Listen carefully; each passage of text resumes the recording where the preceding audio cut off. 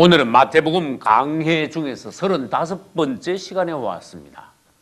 우리는 같이 마태복음 6장 9절부터 시작된 주님이 가르쳐 주신 기도문의 뒷부분, 즉 11절부터 15절까지를 읽었습니다. 11절부터 시작해서 우리 아까 읽은 중에 13절까지는 주기도문이 끝나고 14절과 15절에는 주기도문에 부연하여 주님께서 말씀하신 부분이 있습니다. 여러분에게 질문하고 싶습니다. 주기도문의 내용은 무엇입니까? 어떤 내용으로 우리가 하나님께 기도해야 된다는 것입니까? 주기도문에서 가르쳐 주셨습니다. 너희는 이렇게 기도하라. 얼마나 감사합니까? 주님께서 가르쳐 주신 기도의 내용에 따라 기도한다면은 이 기도를 하나님께서 기쁘게 받으시고 이 기도는 적중하는 기도가 되며 이 기도를 통해서 우리는 하나님으로부터 축복을 받을 수 있다는 것입니다. 바른 기도를 함으로써 우리의 기도가 실패하지 않는다는 것입니다. 할렐루야. 기도는 먼저 그의 나라와 의를 구하라 하신 것처럼 기도할 때 하나님을 위한 기도가 먼저 있고 그 다음에야 우리 자신을 위한 기도가 있다는 것입니다. 그래서 주기도문의 앞부분은 하나님을 위한 기도입니다. 먼저 하늘에 계신 우리 아버지하고 아버지의 이름을 부르고 오늘날로는 우리 아버지여라고도 부르지만 주 예수여 또한 주여 주님이라고 우리는 주의 이름을 부를 수가 있습니다. 그 뒤에는 하나님을 위한 세 가지 기도가 있습니다. 주님의 이름, 아버지의 이름이 거룩히 여김을 받으시기를 원합니다. 이것은 하나님을 높이고 주님을 찬송하라는 뜻입니다. 할렐루야. 여러분 기도하실 때 주의 이름을 부르십시오. 그리고 그분의 이름을 높이십시오. 그분께 감사하고 영광을 돌리고 그분을 찬송하십시오. 이게 기도의 시작이라고 하셨습니다. 이렇게 기도하라고 가르쳐 주셨으므로 우리의 기도에는 아버지를 부르고 그분을 높여야 하는구나. 할렐루야. 그럼으로써 그분과 우리가 더 가까이 갑니다. 그분을 높이고 찬송함으로써 그분의 성령의 감동이 우리 안에 있으므로 우리는 그때부터 더욱 성령 안에서 기도할 수 있다는 것입니다. 두 번째, 그분을 위해서 주님의 나라가 임하게 하옵소서. 당신의 왕국이 임하기를 원합니다. 어디에? 내 안에 먼저. 할렐루야. 우리 가정에, 우리 교회에, 이 땅에 하나님의 나라, 즉 주의 왕국이 임하기를 원합니다. 할렐루야. 지금은 사단이 다스리고 있습니다. 사단이 잡고 있습니다. 이 땅은 사단의 왕국이라고 했습니다. 그러나 반드시 우리의 기도에 응답하여 이 땅은 하나님의 왕국이 될 것입니다. 그것이 바로 주님이 오신 이후에 이 땅에 세워지는 천년 왕국입니다. 우리도 그때에 주님과 함께 왕노릇하게 된다는 것입니다. 할렐루야. 세 번째로 주님을 위한 기도는 무엇입니까? 뜻이 하늘에서 이룬 것 같이 땅에서도 이루어지게 하소서. 주님의 뜻이 하늘에서 이루어졌다는 것을 우리는 확실히 알아야 됩니다. 하늘에서는 100% 그분의 의지가 반영이 되었습니다. 그분이 왕노릇하십니다. 그러나 땅은 엉망이라는 것입니다. 사람들은 제멋대로라는 것입니다. 마귀가 사람들을 거의 대부분을 잡았다는 것입니다. 하나님의 의지가 이 땅에서 전혀 먹혀들지 않는다는 것입니다. 그분이 무시당하고 있다는 것입니다. 그러나 하나님은 이 땅을 창조하실 때부터 그분의 선한 뜻이 있습니다. 그분의 목적이 있었습니다. 그분의 목적이 잠시 좌절되었다는 것뿐이지 우리는 이렇게 기도하라. 주님의 뜻이 이 땅에서 반드시 속히 이루어지게 하소서. 그 안에 나도 속해 있습니다. 나를 향한 주님의 뜻이 이루어지게 하소서. 우리 가정도 우리 교회를 통한 하나님의 선한 뜻이 있지 않습니까? 그것이 속히 이루어지게 하소서. 성경에 보면은요, 많은 종들이 이런 부분에 대하여서 높은 기도를 한 것을 우리는 볼 수가 있습니다. 그 이후에 가서 우리는 이제는 우리 자신을 위하여 기도할 수 있다는 것입니다. 우리 자신을 위한 기도도 역시 세 가지입니다. 오늘날 우리에게 일용할 양식을 주옵시고, 첫 번째죠. 우리가 우리에게 죄 지은 자를 사하여 준 것 같이 우리 죄를 사하여 주옵소서. 이거 두 번째, 우리 자신을 위한 기도예요. 이런 내용을 기도하라 그 말이에요. 그 다음에 세 번째, 우리 자신을 위하여 기도할 것은 우리를 시험에 들게 하지 마옵시고 다만 악에서 구하여 주옵소서. 이것을 한번 분석을 해봅시다. 일용할 양식을 위한 것은 우리 자신이 먹을 것이에요. 우리 자신을 위한 기도입니다. 육신의 생활을 위한, 땅에서 우리가 사는 동안에 우리의 생활의 안정을 위한 기도도 필요하다는 것을 말씀하셨습니다. 그러나 그것이 우선은 아니라는 것입니다. 주님을 위한 기도를 먼저 한 후에 이제는 우리 자신을 위해서도 기도할 필요가 있다는 것입니다. 이건 우리 자신을 위한 기도. 그 다음에 우리를 죄에서 사하여 주옵소서. 앞에 뭐가 있습니까? 우리가 우리에게 죄 지은 자를 사하여 준 것 같이. 그러니까 이거는 우리 자신뿐만 아니라 다른 사람들과의 관계에 있어서 우리가 남을 용서할 수 있게 해주시고 그 대신 우리의 죄도 용서받게 하소서. 이것은 다른 사람들과의 관계에 대한 기도도 해야 된다는 것입니다. 세 번째, 우리를 시험에 들게 하지 마옵시고 다만 악에서 구하소서. 이 악은 사단입니다. 사단으로부터 우리를 구하소서, 지켜주시옵소서. 그러니까 처음 일용할 양식은 내 자신에 관한 것. 두 번째, 우리 죄를 사하여 주옵소서는 내 죄를 사는 것지만 앞에 뭐가 있습니까?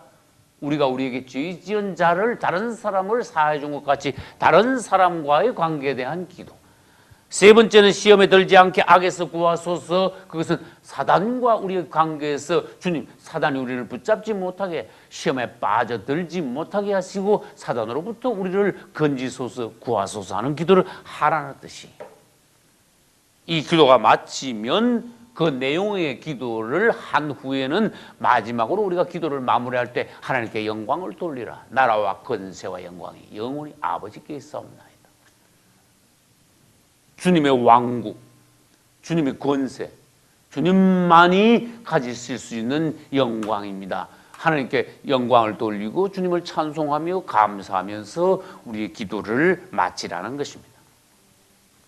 먼저 우리는 일용할 양식에 대하여서 주님이 기도하라고 하신 것을 보아야 합니다. 우리 자신을 위한 기도가 왜 필요합니까? 우리는 주님을 만날 때까지, 주님 앞에 갈 때까지 육신으로 이 땅을 살고 있으니 이 육신에 필요한 의식주가 있지요.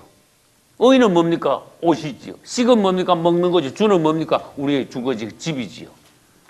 이 의식주는 우리가 육신의 생활을 땅에서 하기 위한 최소한의 기본적인 보장입니다. 그것을 위하여 기도하지 않을 수 없다는 것입니다. 왜 그렇습니까? 의식주가 해결되지 않을 때 사람에게는 큰 시험이 온다는 거예요.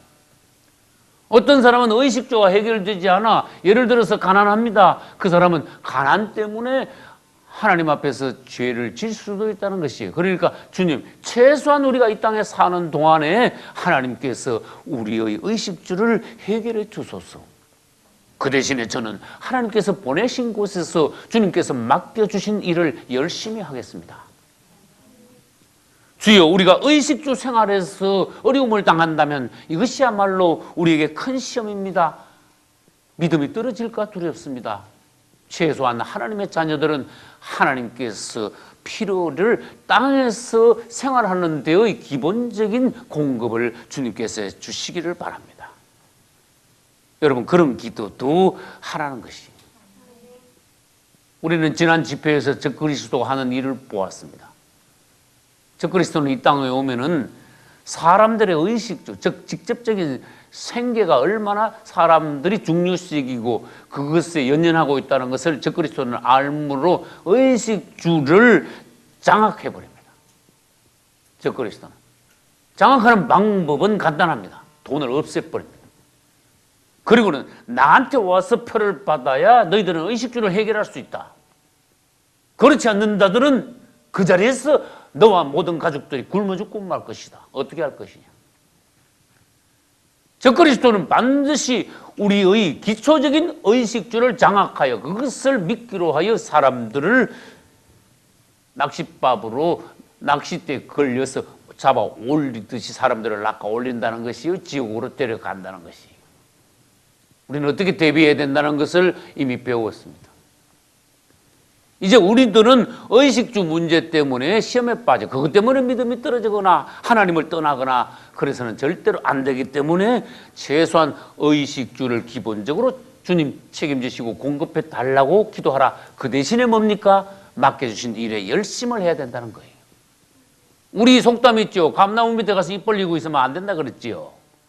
이건 아무것도 안 하고 주님께 그저 먹기를 바라는 것입니다. 그건 주님 앞에 책만 받습니다. 남과 비교하지 마십시오. 남은 한 달에 얼마 버는데 나는 얼마 번다. 그거 비교하는 건 좋지 않습니다. 내가 하나님께서 어디에 보내셨느냐, 뭘 맡기셨느냐. 할렐루야. 서울에서 목회하냐, 시골에서 목회하냐, 그걸 보시지 말고 하나님이 나를 어디에 보내셨느냐, 내가 여기서 할 일은 무엇이냐. 작은 일에 충성하였은즉 더 큰 일을 맡기리라. 하나님께서 보내신 곳에서 여러분 맡겨주신 일을 성실히 다하면 하나님 앞에 가서 하자가 없는 것입니다. 그러므로서 주님이 우리 생활을 책임지는 것입니다. 일꾼이 저 먹을 것 받는 것은 마땅하니라. 먹을 것 받는 것은 참으로 마땅합니다. 너희들 오늘 우리가 교동문에서 읽었지요. 무엇을 먹을까, 무엇을 마실까, 무엇을 입을까 염려하지 말라. 다 이방인들이 하는 것이다. 너희들은 열심히 하면서 하나님께 이것을 책임져 주십시오 하고는 하나님이 맡긴 일에만 열심히 하라. 그분의 나라와 일을 위하여 먼저 기도하라. 그러면 하나님께서 우리를 책임지실 것이다. 할렐루야. 그런데 여기서 아주 특이한 것이 있어요. 오늘날 우리에게 양식을 주옵소서 안 그러고 양식 앞에 뭐가 특별한 단어가 하나 있어요. 일용할 양식. 저는 거기다가 동그라미를 쳤습니다. 야, 이거 특별한 단어다. 일용할 양식. 일용이란 말은 그날 먹을 양식, 그날 쓸 양식, 매일매일 우리에게 필요한 양식을 주옵소서. 한 달 거나 일주일치나 1년치를 달라고 기도하지 말라. 하루하루 양식만 달라고 하라. 이거 얼마나 특별합니까? 그러니까 하나님께서 우리에게 주시는 법칙은 무엇입니까? 매일 하나님께 나와서 매일 받아가라. 하나님께 매일 나오면 그분을 매일 만나라. 너희들이 일주일치를 한꺼번에 받아가면 일주일 동안 하나님 안 볼 것이고, 한 달치를 한꺼번에 팍 줘버리면 한 달 동안 하나님 볼 일 없을 것이고, 1년치를 왕창 줘버리면 이제 하나님 한 분 가면 내년, 예를 들어서 우리 고향 찾는 자녀들이 음력설에 부모 뵐게, 내년 음력설에 뵐게요. 또 그럴 거 아니냐, 하나님 앞에. 그러나 하나님의 법칙은 그렇지 않다. 하나님께 나오면 너는 하루치 양식을 받을 것이다. 육신적인 것뿐만 아니라 영적인 것을 생각해야 됩니다. 하루하루 믿음으로 사는 것을 주님은 가르치려 합니다. 두 번째, 매일 하나님께 나와서 간구하고 주님을 뵙고 주님께 은혜 받는 것을 주님이 가르치고 계십니다. 할렐루야. 마태복음 6장 34절에는 내일 일을 염려하지 말라. 내일 일은 내일 가서 염려하라.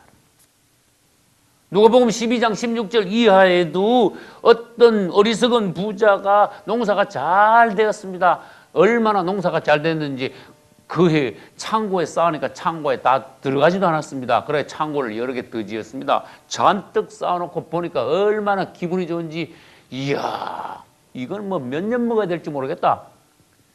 내 영혼아 이제 실컷 이제 쌓아놨으니까 먹고 이제 아주 편안하게 내가 지내야 되겠다 하고 이제 말하자면 배를 두드렸어. 주님이 그날 오셨어요. 네가 그렇게 몇 년치를 한꺼번에 쌓아두었느냐? 만약에 내가 너의 영혼을 오늘 밤 데려간다면 네가 쌓아놓은 것은 누구 것이 되겠느냐? 그래서 거기서 주님께서 하신 말씀이 내 보물을 땅에다가 쌓아두지 말라. 내 보물을 쌓아두지 말라. 여러분, 쌓아둔단 말이 뭔가 해석을 할 수 있어야 돼요. 네가 필요한 것 이상으로 과도하게 거기다가 왜 자꾸 재놓냐 이거지요. 내 보물이 있는 곳에 내 마음도 있는다. 네가 거기다 쌓아놓으면 너는 100% 틀림없는 일이 일어난다. 그게 네 마음이 계속 가 있을 것이다. 너하고 하나님은 상관없게 될 것이다. 너는 마귀한테 당하고 말 것이다. 너에게는 그 쌓아놓은 보물만 생각났지 하나님은 너에게서 점점 멀어질 것이고 너는 하나님과 상관없는 자가 될 것이다. 내 마음이 있는 곳에, 내 보물이 있는 곳에 내 마음도 있느니라. 그러므로 우리는 주님께서 쌓아두는 것을 경고하시는 것이. 우리는 하나님께 나아가서 왜 매일매일 일용할 양식을 구하러 하시는지 그 주님의 의도를 알아야 됩니다. 너 주님 앞에 매일 나와야 네가 사는 것이다. 너 매일 안 나오면은 점점 주님으로부터 은혜가 떨어지면은 바로 네 뒤에다가 낚아채어 가는 게 마귀가 너를 낚아채어 갈 것이다. 어떤 사람이 땅에다가 재물을 잔뜩 자꾸자꾸 쌓아놨다 합시다. 억을 쌓아도 욕심이 안 차고, 남들 보니까 이건 뭐 돈 같지도 않고, 10억을 쌓아도 아무것도 아닌 것 같고, 이건 뭐 욕심이 한정도 없습니다. 아무리 쌓아도 이것은 욕심이 차지 않습니다. 쌓아두는 것은 인간적인 욕심에서 나오는 것이라고 하나님이 말씀하신 것이죠. 두 번째, 왜 쌓아두는지 아세요? 그 쌓아두면은 안심이 좀 되니까. 갑자기 이러다가 내가 직장이 똑 떨어지면, 갑자기 경제가 폭삭 무너지면, 갑자기 전쟁이라도 일어나면, 야, 그 굶 죽을 거 아니냐? 우리 자식들 뭐 먹고 사냐? 그러니까 쌓아놔야 돼. 이것은 무엇을 말하는가 하면 매일 공급하시는 하나님을 신뢰하지 않고 내가 쌓아둔 재물을 신뢰하겠다는 거야, 이제. 하나님은 못 믿겠다는 거야. 하나님이 아무리 내일 일을 염려하지 말라고 하셨지만 이걸 쌓아놔야 내가 마음에 놓인다 그 말이야. 하나님 뭐라 하시겠어요? 그럼 알았다. 그럼 네가 네 마음대로 네가 알아서 해라. 그럼 나하고는 상관없다. 나는 네가 어떤 경우에서도 네가 그것을 의지하여 그것을 쌓아놓았으니까, 그것을 믿고 있으니까 나는 너를 도와줄 의무가 없다. 왜? 넌 나한테 와서 돕지 않고 네가 쌓아놓은 것을 의지했으니까. 여러분 어떤 것을 택하실지 여러분이 정하셔야 돼요. 디모데전서 6장 6절과 7절과 8절에는 이에 대한 말씀을 하셨습니다. 이 땅에 살면서 그날 지족하는 마음이 있어라. 족하게 여기라고 말해요. 그것은 마음에 경건에 큰 이익이 있느니라. 7절에는 우리가 세상에 아무것도 가지고 온 것이 없음에 또한 아무것도 가지고 가지 못하리라. 쌓아두면 그것이 누구 것이 되냐? 결국 마귀한테 빼앗기고 말 것이다. 마귀 좋은 일만 할 것이다. 네 마음이 그곳에 빼앗길 것이다. 하나님은 점점 잃어버릴 것이다. 주님이 그리스도인들에게는 재물에 대한 특별한 관리, 재물에 대한 어떤 관념, 이런 것을 가르쳐 주셨어요. 우리는 이 땅에 살기 위하여 하나님께 가서 하자 얻기 위하여 하나님께 항상 바톤을 넘겨드리고 주님이 우리를 책임지실 수 있도록 해야 되는데 그것을 주님이 가르쳐 주신 거예요. 내가 나를 책임지지 않고 주님이 나를 책임지게 해야 됩니다. 할렐루야. 내가 바톤을 가지고 있지 않고 하나님께 바톤을 넘겨드려야 됩니다. 주님, 당신이 책임이 있습니다. 내가 만약에 못 살고 내가 만약에 굶으면 당신만 창피합니다. 이건 하나님께 영광이 안 됩니다. 나는 당신을 신뢰했습니다. 그러나 이제는 당신이 나를 책임질 의무가 있습니다. 이것은 당당해야 되는 거예요. 그러나 그분을 처음부터 신뢰하지 않을 때는 우리가 막다른 골목에 갔을 때, 환난에 왔을 때 그분께 책임을 지울 수가 없는 거예요. 첫째, 우리는 현실에 충실합시다. 성실합시다. 다시 말합니다. 여러분 직업이 무엇입니까? 그 직업에 충실하십시오. 어떤 사람들은 이미 미국에서 베리칩이 찍히기 시작했다. 이것은 666이다. 벌써 적거리수가 나온 것이다. 이러면서 막 세상이 완전히 끝났다고 했습니다. 어떤 사람은 벌써 직업을 놓았습니다. 어떤 사람은 재산을 정리해서 문제도 가고 산골짜기도 들어갔습니다. 벌써 작년, 재작년의 일입니다. 난 그것을 틀렸다고 말했습니다. 여러분, 마지막 때를 대비하는 건 좋은데 당신들은 타임이 틀렸어. 너무 빨리 움직였어. 지금은 재산을 털어서 무인도로 갈 때가 아니오. 아직은 세상에서 열심히 벌어야 됩니다. 성도의 환난을 대비하여. 지금 당신들이 재산을 털어서 무인도로 가면 성도의 환난이 시작될 때 당신들 재산을 바닥났을 것이오. 막상 그때 가서 환난을 맞이할 때는 당신은 먹을 거 아무것도 없을 것이오. 지금은 벌어야 됩니다.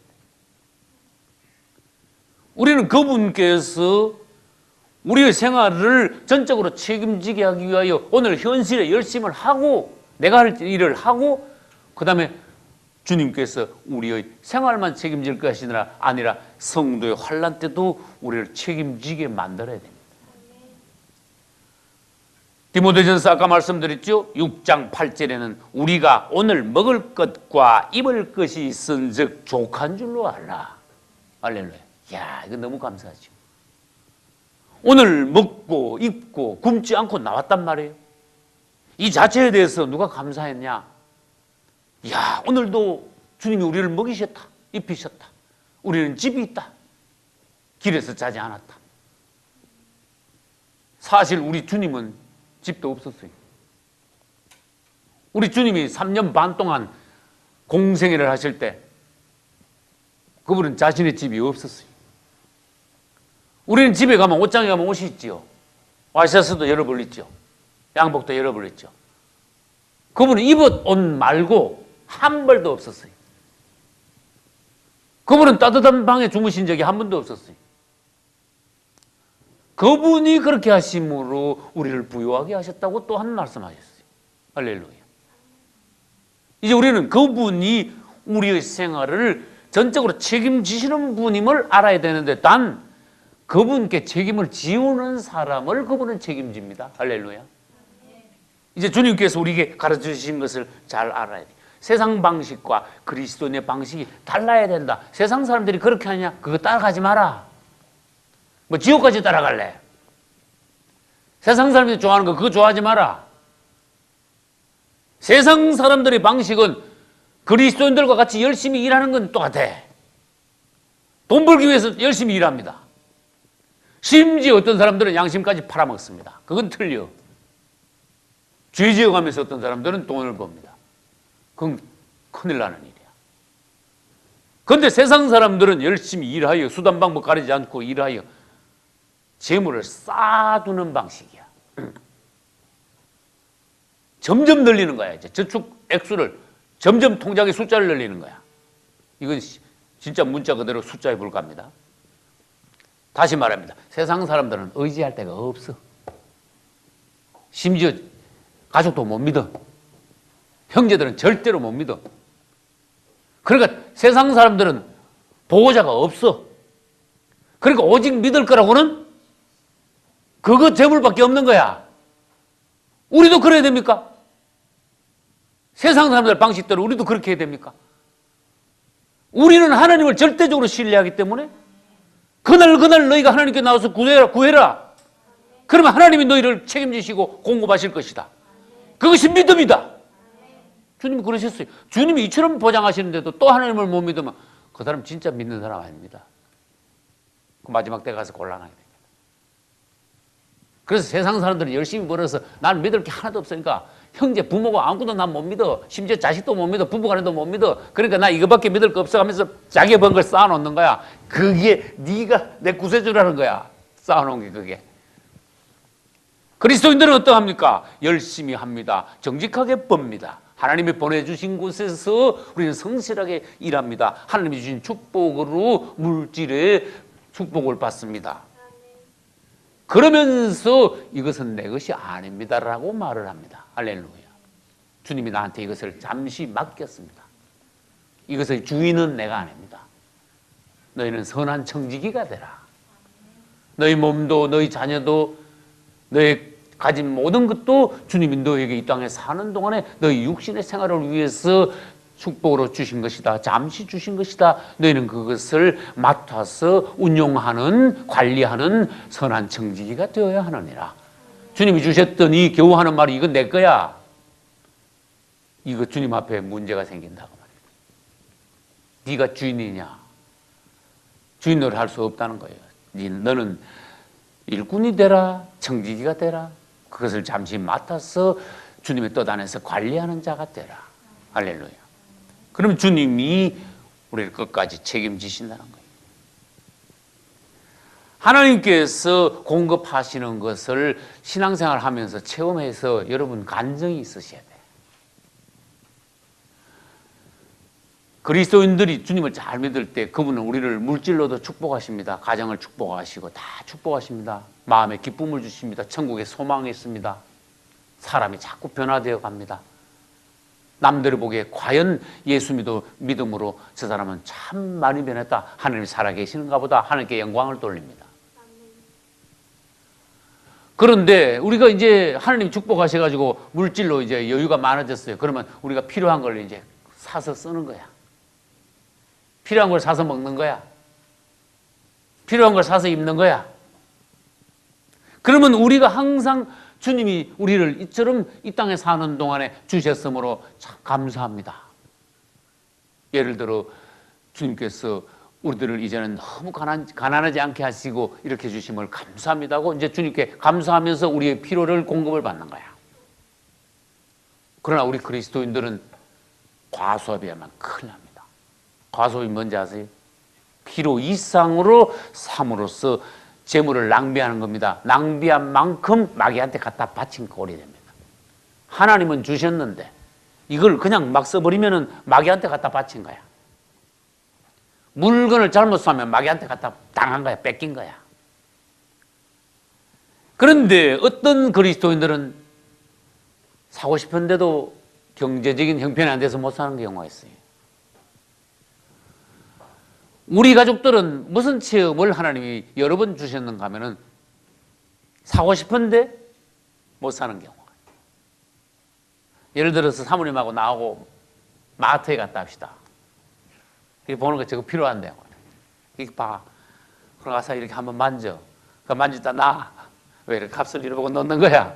또 한 번 이렇게 돌고 가서 이렇게 또 한 번 만지고 또 한 번 만지고 놓는 거야. 그럼 그게 무슨 말인지 알겠죠? 아, 이거 사긴 사야 되는데 안 된다 이거지, 돈이. 그것이 주님께서 보시는 거야. 우리 하나님요, 우리에게 뭘 보여주신 줄 알아요? 우리가 못 샀지요. 얼마나 기가 막힌 하나님인지 세상에 선물이 들어오는데 딱 거기 들어와. 딱 거기 들어와. 아주 많고 많은 그 세상의 물건들이 얼마나 수천만 가지가 됩니까? 근데 선물이 들어오면 어쩌면 거기 정확하게 거기 드는가 몰라. 이게 한 분이면 사람이 우연이라 그럽시다. 그런데 희한하지, 매번 그래. 기가 막힌 하나님. 그 하나님께 항복하지 않을 수가 없어요. 자, 주님 너무나 놀라우시다. 기가 막힌 하나님이시다. 하나님께서 우리에게 이런 체험을 많이 주셨어요. 그래서 결국은 무엇입니까? 주님이 너희 생활을 돌보고 계시느니라. 너희들은 생활에 이제는 염려하지 말고 그분을 자꾸 신뢰해라. 그럼으로써 너의 기본적인 생활은 하나님께서 지켜주실 거니까 이 땅에서 삶을 염려하지 말고 주님의 일에 충실하라. 할렐루야. 사모님하고 나하고 둘이만 있을 때는요, 간증했죠. 지질이 가난하게 하시다가 나는 하나님이 뭐에 약한 거 내 체험에서 알았어. 아기를 딱 놓으니까 하나님이 약해지더라고. 가난하게 못 만들더라고. 왜? 어른은 굶기는데 하나님이 애는 못 굶기더라고. 둘 놓으니까 하나님이 더 약해지시더라고. 어른은 훈련하시는데 애들은 이제 갓난 애들을 훈련을 안 하시더라고.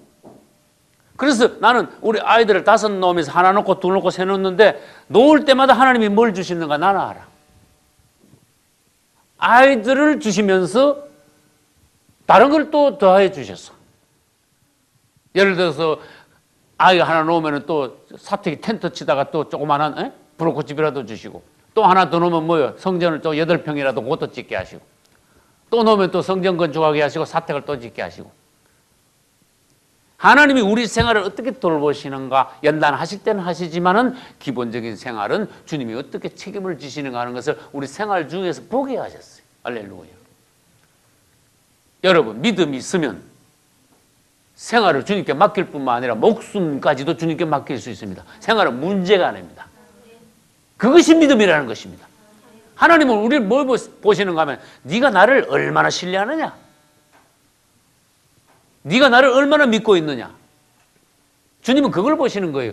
믿음이 뭔가 우리는 실제로 생활 중에서 하나님께 보여줘야 됩니다. 할렐루야. 왜 일용할 양식을 구하라 했지요? 매일 하나님께 나아가기 위하여. 왜 매일매일 하나님께 나오라 그랬지요? 한꺼번에 많이 주면 사람의 본성은 100% 어떻게 됩니까? 하나님을 찾지 않게 된다는 거예요. 그러니까 하나님이 매일 나오라 그러셨어요. 질문합니다. 이스라엘이 애굽에서 나와 홍해를 건너자마자, 홍해는 경계선입니다. 그들은 무엇이 바뀌었습니까? 그걸 여러분들이 잘 아셔야 돼요. 애굽이 있고 홍해가 있습니다. 홍해. 홍해를 딱 건너면 거기는 뭐가 되는가 하면요, 광야가 돼요. 또 뭐가 있는가 하면 요단강이 있어요. 요단강을 건너야 가나안이 돼요. 성경 그림을 보면 하나님이 참 얼마나 묘하신가 하면은 딱 경계마다 물이 있게 하셨어. 홍해 바다, 요단강. 그래서 애굽이 이스라엘을 꽉 잡고 있었습니다. 이건 막입니다. 근데 하나님은 모세를 보내가지고 애굽에서 나오게 하셨는데 어디서부터 애굽이 아니냐? 완전히 애굽을 벗어나려면 어떻게 되느냐? 이게 홍해인 거야. 홍해를 건너면 애굽을 벗어난 거고, 아무리 애굽에서 도망 나왔다 그래도 아직도 홍해를 안 건넜으면 아직도 애굽 안에 빙빙 돌고 있는 거야. 그런데 여러분, 여기서 건너자마자 무슨 사건이 벌어졌는가 하면은 아침에 일어나니까 만나가 내리기 시작했어. 완전히 벗어났으니까 애굽 거는 끊어져 버렸죠. 애굽에서 먹던 거 이제 전혀 이제 한 개도 없어. 구경도 못해. 그러니까 하나님께서는 애굽 음식이 끊어지게 하셨으므로 새로운 공급을 하셔야 돼. 따라서 만나와 생수. 만나와 생수를 완전히 새로운 음식이 애굽에서는 없었던 음식이에요. 맞죠?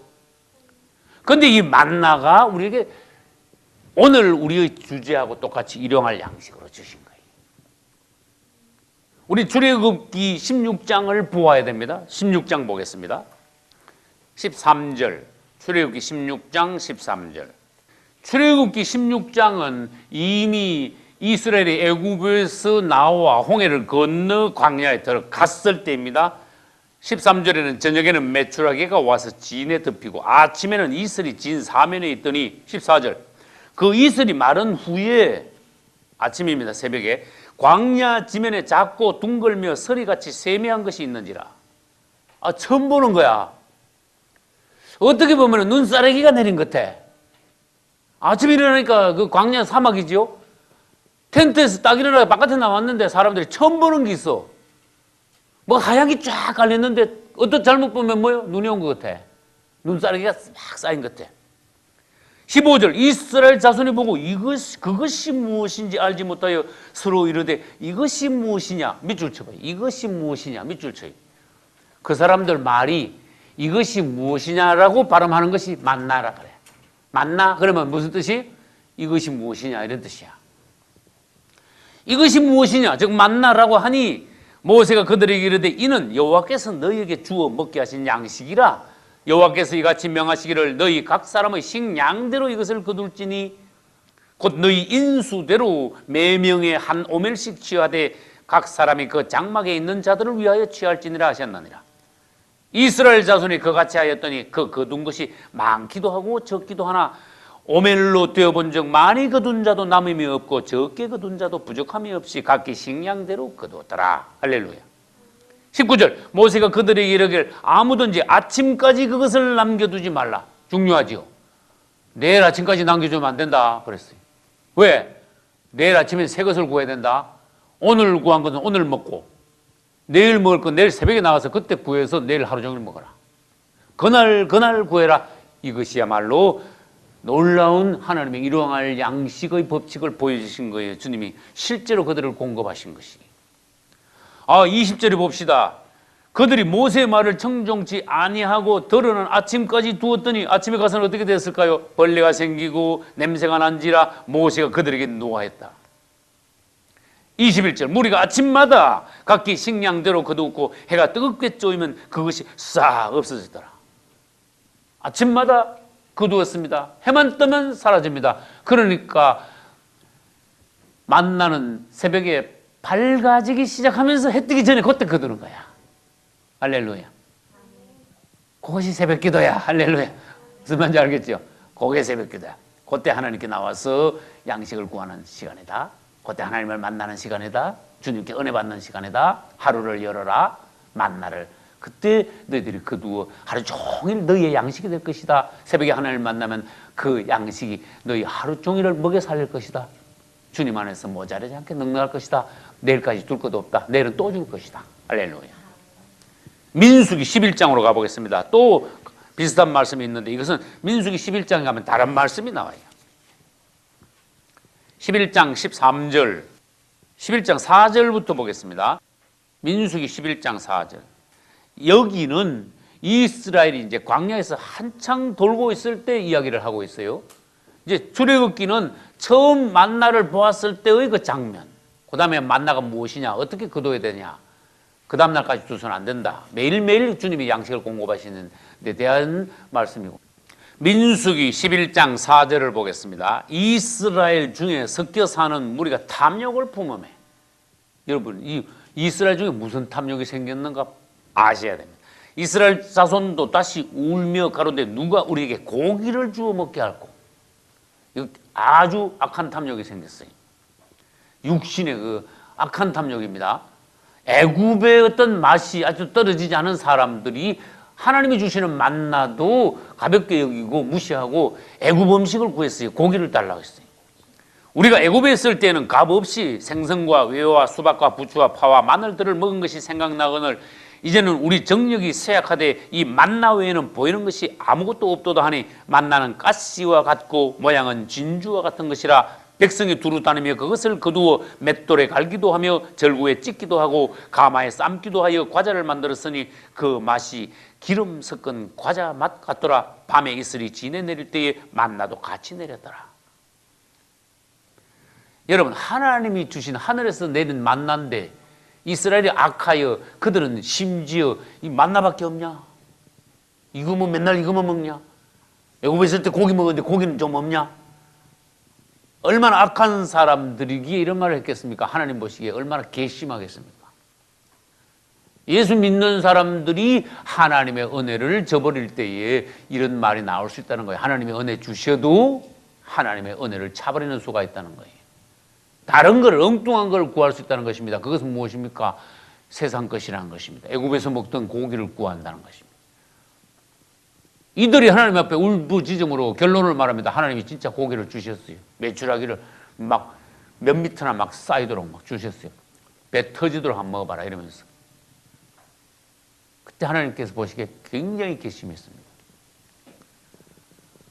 그들이 몇 년 굶은 사람 같이 막 허겁지겁 먹을 때 하나님 그들을 쳐버렸습니다. 고기가 그들의 이 사이에 있을 때 주님께서 그들을 치심으로써 그들 중 많은 사람들이 탐욕을 품은 아직도 애굽을 버리지 못한 하나님의 만나를 경홀히 여긴 무시한 그들을 하나님은 쳐버렸습니다. 우리가 하나님의 은혜를 제대로 받지 못하고 아직도 세상 것을 씻지 못할 때 영적 사망이 온다는 것을 보여주신 것이. 주님께서는 히브리서 9장 4절에 가서 이 만나에 대해서 다시 말씀하셨습니다. 만나를 금항아리에 담아라. 이것이 얼마나 놀라운 것이냐. 너희 후손 대대로 하나님께서 광야 40년 동안 너희를 매일 먹이신 것을 후손에 증거하라.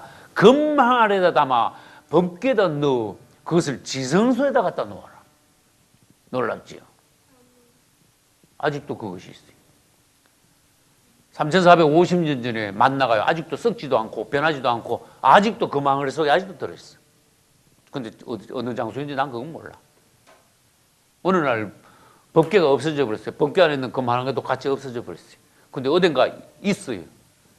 반드시 있어요. 그건 절대로 원수들이 하나님의 법궤에 손을 못 대요. 그건 주님을 만지는 거하고 똑같으니까. 여러분, 누가 하나님의 법궤를 빼앗아 갔습니까? 언제? 엘리 제사장 때 블레셋이 하나님 법궤를 빼앗아 갔지요. 큰 거 다쳤지요. 손 바짝 들고 하나님께 항복하고 법궤를 얼른 돌려보냈지요. 그 법궤가 얼마나 하나님의 영광을 나타내는 그러한 귀한 것이라는 것을 주님 보여주셨습니다. 그 법궤를 감히 누가 만졌겠습니까? 주님이 감춰 놓으시다. 그 법궤 안에 지금도 그 만나가 수천 년 전에 만나가 변질되지 않고 그대로 있다는 거예요. 후세에 이것을 보여주리라. 하나님이 어떤 분이신 것을 증거하리라. 주님이 매일 하나님의 백성들을 40년 동안에도 매일 만나를 내리심으로써 그들을 굶지 않게 하셨다. 영양실조 걸리지 않게 하셨다. 하물며 너희일까 보냐. 시편 78편 25절에 저는 은혜 많이 받은 구절이 있습니다. 하나님께서 하늘에서 만나를 내리신 것을 시적으로 표현하셨습니다. 사람이 권세 있는 자의 떡을 먹으며. 얼마나 놀라운 말씀입니다. 저는 성경 읽을 때마다요, 아주 뭉클뭉클합니다. 눈물이 납니다. 주님이 우리 인생들을 어떻게 사랑하셨느냐. 사람이 권세 있는 자의 떡을 먹으며 하나님이 조제하셔서 하늘에서 내려주신 떡을 먹으며 얼마나 놀랍습니까? 만나. 그들은 그것을 얼마나 소중히 여겼는지 각자 달라요. 그런데 신약에 와서 주님은 놀라운 선포를 하십니다. 이스라엘이 일용할 양식으로 매일 광야에서 만나를 먹었다느냐? 내가 하늘로부터 내려온 만나다. 예수 그리스도. 할렐루야. 성경의 모든 항목은 예수 그리스도와 연관이 되어야 됩니다. 직결되어야 됩니다. 만나는 곧 예수 그리스도이십니다. 다시 말합니다. 만나는 어디서 내려왔습니까? 하늘로부터 내려왔죠. 하늘로부터 내려와 사람들을 살리는 양식이 되었죠. 예수 그리스도 그분은 하늘로부터 내려온 산떡이시다. 생명의 떡이시다. 요한복음 6장에서 그분은 직접 말씀하시죠. 나는 하늘로부터 내려온 산떡이니 이 떡을 먹는 자는 살리라. 우리의 만나이신 주님을 찬송합니다. 이제 만나의 원칙에 대해서 몇 가지 보겠습니다. 만나는 아까 읽었죠. 매일 새벽에 가서 반드시 새벽마다 거둬야 된다. 한꺼번에 며칠씩 됩니까? 안 되지요. 매일 새벽에 나가서 필요한 대로 거두어라. 두 번째, 각자 하루만큼만 거두고 그날 거둔 것은 그날 다 먹어야 된다. 그 이튿날 아침까지 두면은 그것은 하나님 앞에 허물이 되며 그것은 상하여 버릴 것이다. 벌레가 생길 것이다. 요것은 그냥 먹어도 맛있고 볶아 먹어도 되고 삶아 먹어도 되고 진주같이 생겼습니다. 희한하대. 꿀 섞은 과자 같대. 이야, 얼마나 맛이 좋았을까. 다시 말합니다. 하나님이 조제했기 때문에 그걸 먹으면 사람들이 절대로 영양실조가 안 걸려. 무슨 말인지 알겠죠? 확신이 가지요. 하나님이 내려주셨기 때문에. 그래서 이스라엘은 40년 동안 영양실조 걸린 사람, 쓰러진 사람 한 사람도 없어요. 사람이 권세 있는 자의 떡을 먹으며 오늘날 예수 그리스도를 먹을 때 우리가 강야와 같은 이 신앙생활에서 절대로 이러는 영적인 영양실조 걸리지 않는다는 것을 보여주신 것이요. 그런데도 아까 읽었지. 어떤 사람들은 만날 싫어한 거야. 애굽 음식을 달라고 한 거야. 이것은 지독한 탐욕이 육신에서 나온 거예요. 하나님을 절대적으로 불신한 거예요. 뭐 이거밖에 안 줍니까? 하나님이 주신 것을 무시한 것은 하나님 자체를 무시한 거예요. 이제 우리는 일용할 양식을 구해야 됩니다. 그분은 우리를 책임지실 것입니다. 두 번째, 우리 죄를 사하여 주옵소서. 전제 조건이 있습니다. 우리가 우리에게 죄 지은 자들을 사하여 준 것 같이 그렇게 했으니 이제 우리의 죄도 사하여 주옵소서. 여러분, 실제적으로 말합니다. 생활하면서 나를 굉장히 고통 주는 사람을 용서하는 것은 간단한 일이 아닙니다. 쉬운 일이 아닙니다. 남을 용서하는데도 큰 고통을 넘어야 됩니다. 결단이 있어야 됩니다. 하나님의 은혜가 와야 됩니다. 어떤 때는 내가 내 자신도 용서할 수 없을 때가, 용서하기 어려울 때가 있습니다. 그 주님 앞에 고통의 시간이 필요합니다. 기도가 필요하다 그 말이에요. 하나님께서는 우리 죄를 용서해 주시기를 원하시고 용서하실 준비를 다 끝내놓으셨습니다. 십자가는 이미 2000년 전에 이루어진 사건입니다. 십자가를 믿는 사람은 그 죄를 다 사함받는다는 것을 주님께서는 성경 여러 군데서 보여주셨습니다. 그런데도 주님은 다시 말씀하십니다. 네가 그러나 네 죄를 용서받을 수 있다. 그러나 전제 조건은 있는 것이다. 너도 남 죄를 용서해라. 네 죄도 용서받을 것이다. 네가 1만 달란트의 죄의 빚을 탕감받았다면 너는 100데나리온 얼마 안 되는 그런 너에게 빚진 자의 빚도 네가 탕감해 줄 마음이 되어 있어야 되느니라. 그래서 여러분, 하나님께 죄 사함 받기 위해서는 첫째 먼저 회개해야 되지만, 둘째 나의 죄와 나의 허물을 용서받기 위해서는 남의 죄와 허물도 용서할 수 있는 그런 마음이 있어야 됩니다. 난 그리스도인들의 그 인격이나 사고방식 중에 안타까운 건 뭔가 하면 예수 믿는 사람들이 한번 틀어지면요, 어떨 때는 안 믿는 사람들보다 더 못해. 그건 불행이야. 농담 비슷하게 말하면 안 먹는 사람들은 술 먹고 털털 털고 그리고 그냥 끝나버리는 수가 많어. 화해가 되는 수가 많어. 근데 예수 믿는 사람들은 희한하게 꽁해. 요 인격이 부족해서 그래. 한번 틀어지면요, 이건 끝까지 가. 이건 거듭나지 못하는 사람의 표예요. 그러냐? 네가 계속 꽁해했느냐? 하나님 너한테 꽁하면 너 어떻게 되는지 아냐? 그거 나한테 불리하게 되는 거야, 결국. 그래서 우리가 마음을 넓히면, 내가 나에게 고통 준 사람의 죄를 용서하지 못하면 내 죄가 용서받지 못하는구나. 땅에서 매면 하늘에서도 매고 땅에서 풀면 하늘에서도 풀리라. 이 법칙을 똑바로 알아라. 여러분, 용서가 안 되면 하나님께 가서 주님 나 용서 안 돼요. 그렇게 말하라. 말하라. 주님, 아직은 나는 인격이 이래요. 내 마음은 아직도 이래요. 그래서 여러분, 법칙을 내가 전에도 말씀을 드렸습니다. 여러분, 다른 사람이 죄를 지었을 때 죄는 그냥 슬쩍 넘어가면 안 돼요. 특히 내 죄는 구렁이 담 넘어가시 넘어가면 그 사람 지옥이 가까워져요. 죄는 철저히 다루어야 돼요. 자식들이 죄 짓는 거 보고 가만히 두면요, 자식들 지옥으로 밀어 넣는 거와 마찬가지. 죄는 다루어야 되지만 뭐는 덮어라, 허물은 덮어야 돼요. 그 대신에 남을 위하여 기도할 수 있는 넓은 마음을 가져야 돼요. 죄는 슬쩍 넘어가고 허물은 물고 늘어지고 그건 아주 악한 거예요. 여러분도 허물이 있고 나도 허물이 있습니다. 허물과 죄는 다른 것입니다. 부족한 것입니다.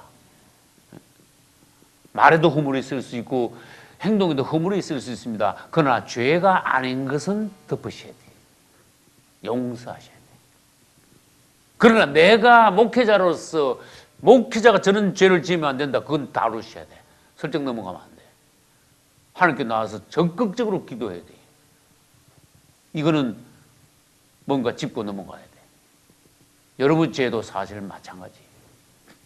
그러나 어떤 죄는 공개적으로 다루는 죄가 있고 어떤 죄는 1대1로 다뤄야 하는 죄가 있어요. 그건 여러분의 지혜입니다. 일단 하나님께서는 우리에게 죄진 사람들, 원수된 사람들, 고통 중 사람들을 어떻게 용서하느냐? 용서할 마음을 구하라. 그리고 용서하면 너희 죄도 용서함을 받을 것이다. 할렐루야.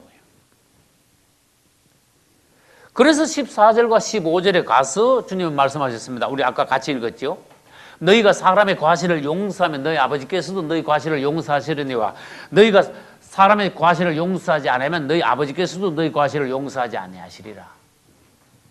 그 법칙입니다. 용서의 단계를 볼게요. 어떤 사람이 원수를 만났어.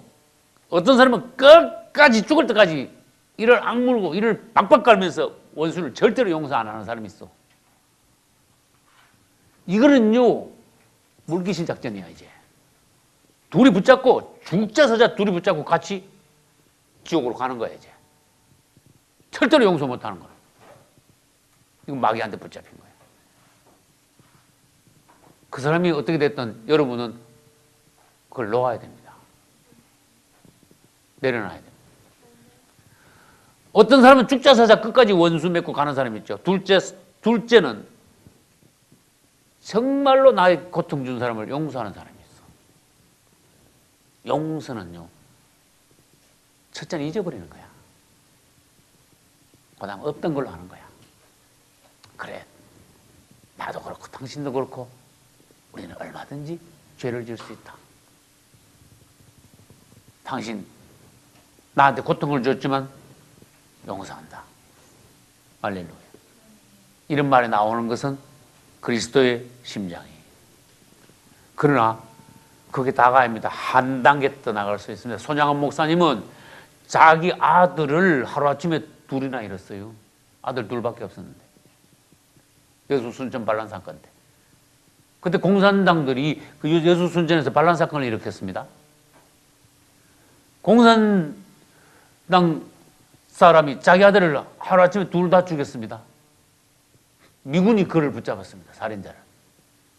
미군 부대 감옥에다 그 사람을 집어넣었습니다. 근데 도저히 할 수 없는 일을 손양원 목사님은 해냈어요. 그 살인마를 매일 찾아갔어. 매일 붙잡고 기도했어. 미군 장교한테 내가 이 사람을 용서합니다. 내가 용서했으니까 이 사람을 법적으로 무죄로 하고 석방시키시오. 안 됩니다. 당신이 용서한 거하고 형법하고는 다릅니다. 그럼 그 다음에 또 찾아갔어. 이 사람 용서하시오. 내가 용서했습니다. 이 사람을 나의 아들로 삼을 거니까 당신들 이 사람 용서해서 풀어줘. 새 사람이 되게 하시오. 끝까지 갔어. 그래서 끄집어냈어. 정말 아들 삼았어. 이건 인간이 할 수 있는 최고의 경지를 보여준 거예요. 나도 그렇게 할 자신 없어. 그냥 2단계까지는 할 수 있어. 잘하면 그냥 용서하고 잊어버릴 수 있어. 주님의 뜻으로 하겠습니다. 다음에 우리 자녀를 주님 앞에서 다시 만날 날을 주님이 약속하셨으니 그날을 고대합니다. 다 주님이 하신 일을 인정합니다. 우린 여기까지야. 근데 손양한 목사님 같이 찾아가서 원수를 아들 삼기까지 못해. 우리는 그래.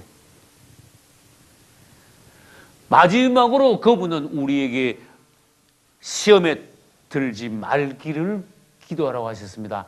우리를 시험에 들게 하지 마옵시고 다만 악에서 구하옵소서. 이것은 마귀하고 상관이. 여러분, 시험에 들게 하지 마옵시고, 제가 한 30년 가까이 전에 이걸 읽을 때요, 이 주기도문에서 여기서 나한테 특별히 왜 은혜를 주셨을까? 종아, 너는 평생 사는데 시험에 들지 않기를 항상 기도해야 되느니라. 시험에 들게 하지 마옵시고 이것이 뜨거웠어.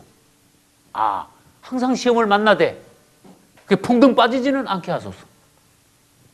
시험을 계속 만나긴 만나되 걸려 넘어지지는 않게 하소서. 왜? 시험에 넘어지는 것은 마귀한테 당하는 것이니까 주님이 도와주시면 시험을 계속 만나되 계속 이길 수 있습니다. 시험은 무엇입니까? 마귀의 덫입니다. 함정파는 함정에 풍덩 빠지는 겁니다. 걸려 넘어지는 것입니다. 마귀한테 당하는 것입니다. 주님, 계속 시험을 만나되 계속 빠지지는 않게 하소서. 걸려들지는 않게 하소서. 낙심하지 않게 하소서. 여러분, 실제로 여러분 보고 듣고 하는 거 전부 다 시험이야. 이제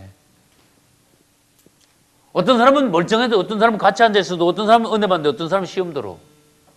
희한한 일이 다 있다니까, 세상에. 서울서 제가 목회할 때요, 베드로에 대해서 설교를 막 했는데 준비를 막 열심히 해가지고 베드로 설교를 막 열심히 한 거야. 사람들이 막 은혜 받아가 얼굴이 막 펄해가지고 막 굉장히 막 뜨거워졌어. 근데 어떤 사람이 시험 들어가지고 편지 써놓고 우리 교회에서 나가버렸어. 목사님, 저한테 이런 식으로 말할 수 있습니까? 실망했습니다. 그게 무슨 말이야? 자기는 베드로 설교를 듣고 마배운 사람인데 베드로 무식해도 하나님 쓰시잖아요. 그러니까 아니 그럼 나는 그럼 뭐 마배했다가 나보고 돌려서 말하는 건가? 그래서 희한하게 시험이 왔는데, 그 사람은 시험이 왔는데 시험에 빠져버렸어. 여러분, 목회자는 어떤 사람을 지적해서 일부러 그 사람을 두드리려고 일부러 인신공격하려고 설교하지 않습니다. 만약에 그런 설교자가 있으면 그 사람은 절대로 하나님 종이 아닙니다. 하나님이 주신 말씀을 성경에 충실하여 전함으로써 하나님의 뜻을 알고 바른 신앙하기 위하여서 주의 종들은 말씀을 선포하는데 그게 목적이 있습니다. 어떤 사람 보고 인신공격식으로 예를 들어서 나를 뭐 때리네, 목사님이 설교에 나 때리네, 나 그런 소리 가끔 들었어요. 그렇게 들어도 안 되고 그렇게 설교해서도 안 되고. 그런데 나는 체험했습니다. 어떤 사람은 똑같이 앉아서 설교 들었는데 어떤 사람은 은혜 받고 어떤 사람은 시험 들어서 나가버렸습니다. 주여, 우리로 하여금 시험은 계속 만나되 시험에 빠지거나 시험에 들지 않게, 마귀의 덫에 걸리거나 함정에 빠지지 않게 하소서. 이것이 필요한 거예요. 항상 마귀는 우리에게 찾아와요. 운전할 때도 마귀는 찾아와요. 어떤 사람이 갖다 쏙 들어오면요, 막 혈기가 나오려고 그래요. 어떤 사람이 뒤에서 막 빵빵하고 그러면 또 혈기가 나오려고 그래요. 그래, 운전하는 사람들 보통 보면 운전하다가 성질 다 버린대. 어떤 사람들은 좀 느긋하게 양보도 좀 해가면서, 조급하게 하지 말고 기도하면서 남을 배려하면은 나도 상처받지 않고 남에게도 상처 주지 않고. 할렐루야. 그래서 시험에 들지 않기를 기도해야 된다는 거예요. 다만 악에서 구하옵소서. 이거는 마귀로부터 우리를 구해 주시옵소서. 사단을 처리하소서. 우리의 약함을 인정하고 계속 하나님의 도움을 구하는 것입니다. 그리고는 마지막에 가서는 나라와 권세와 영광이 아버지께 영원히 있사옵나이다. 나라는 그분의 왕국, 권세와 영광은 영원히 아버지 것입니다. 다시 말합니다. 모든 영광은 주님의 것입니다. 할렐루야. 왕국을 말씀하셨습니다. 결국 이 땅은 그리스도의 왕국이 될 것을 믿습니다. 할렐루야. 권세를 말씀했습니다. 모든 권세는 주님으로부터 나온 것입니다. 주여, 나라와 권세와 영광이 아버지의 것이오니 영원히 주님께서 영광과 감사와 찬송을 받으시옵소서. 주님을 찬송하면서 여러분들은 기도를 마쳐야 한다는 것입니다. 여러분의 기도에는 그러한 내용들이 들어있어야 한다는 것입니다. 그것을 염두에 두고 기도하십시오. 주기도문을 그대로 외워서 달달 외워서 따라하라는 것이 아닙니다. 그런 내용을 둔 기도를 평소에 하심으로써 높은 기도, 하나님의 뜻에 맞는 기도를 하시기 바랍니다. 여러분의 기도가 성공하심으로써 여러분 기도가 응답받고 축복이 되시기를 예수님 이름으로 축원합니다.